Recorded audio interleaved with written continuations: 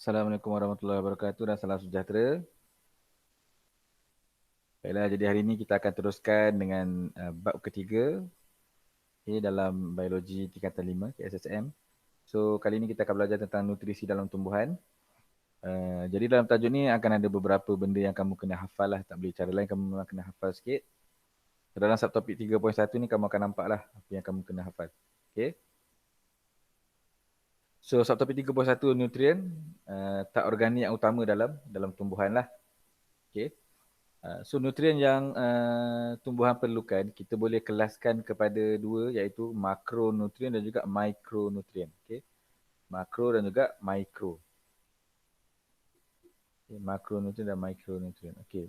Makro ni biasanya yang diperlukan secara banyak lah ataupun diperlukan secara banyak lah oleh tumbuhan. So ni adalah list ataupun senarai makronutrien dan juga mikronutrien.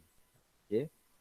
Mikronutrien ni dia seperti kalau dalam nutrien untuk manusia dia macam, kalau kelas makanan tu dia macam vitamin lah, vitamin mineral. Dia tak perlu banyak tapi masih diperlukan lah untuk pembesaran dan sebagainya, untuk keperluan tumbuhan lah.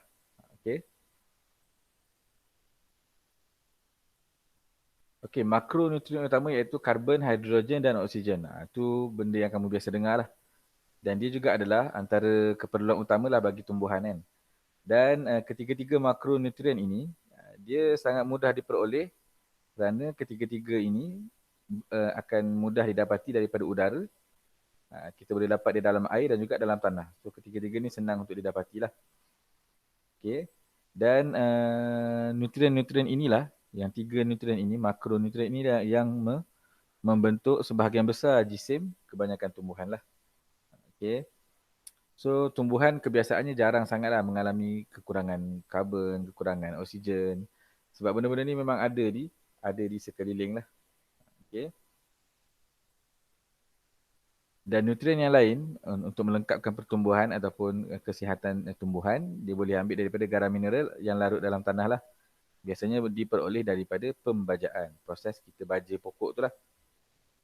Okay.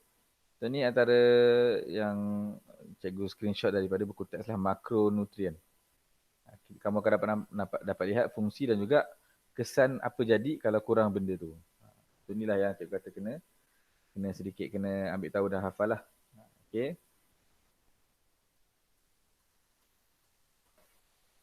Mikronutrien cikgu lupa nak screenshot. Tapi kamu boleh tengok lah. So kamu akan dapat tengok apa jenis nutrien, apa fungsi yang sebenarnya, apa jadi kalau kurang. Okay. Sebagai contoh fosforus kan. Dia mensintesis ataupun menghasilkan asid nukleik, ATP dan sebagainya. So kalau kurang apa yang berlaku? Dekat pokok tu kita akan dapat nampak akar dia tak berapa sihat kan. Akar dia rapuh dan sebagainya. Okay. Lepas tu kita dapat nampak daun dia warna hijau tua, pudar dan sebagainya. Kita akan dapat nampak bintik merah lah. So tu kesan-kesan kekurangan fosforus contohnya. Okay. So benda-benda ni tak boleh nak reka-reka lah. Kita memang nak kena ambil tahu dan juga kena baca dan hafal sikit lah. Okay. So seterusnya mikronutrien. Cikgu lupa nak screenshot. Kamu tengok benda yang sama lah. Ada beberapa. Ada 8 jenis mikronutrien dalam buku teks lah. Muka surat 62. Okay. So seterusnya dalam subtopik pertama ni kita akan jumpa perkataan larutan culture knock. Okay. Nama ini diperoleh daripada saintis ataupun botanis yang ahli botani yang bernama William Knock lah. Dia telah mencipta larutan ni, di mana larutan ni apa yang ada dalam larutan ni. So larutan ni kita boleh kaji kepentingan nutrien ataupun keperluan nutrien lah. Okay. So larutan culture knock ni adalah larutan yang ada semua nutrien termasuk unsur surih lah. Unsur surih ni kalau dalam bahasa Inggerisnya trace element. Benda-benda yang kecil-kecil yang ada dalam tanah ataupun dalam baja yang tidak ada secara banyak dalam udara dan sebagainya lah. Unsur surih. Yang mana kesemua nutrien ini diperlukan oleh tumbuhan untuk hidup sihat lah. Okay. Dan dia telah disediakan oleh seorang ahli kimia namanya William Knox. Sebab itulah nama larutan ni larutan culture Knox. Okay. So apa yang ada dalam larutan culture? So kita akan ada gabungan ke-6 benda ni lah. Okay.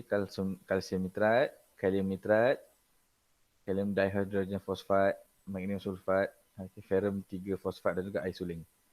So dan juga dalam kuantiti yang telah ditetapkan lah. Okay, bila kita nak buat, orang kata okay, buat larutan culture knob. So kita akan ikut resepi ni lah. So kita akan boleh buat larutan culture knob ataupun larutan yang dipenuhi dengan nutrien-nutrien yang diperlukan oleh tumbuhan. Okay.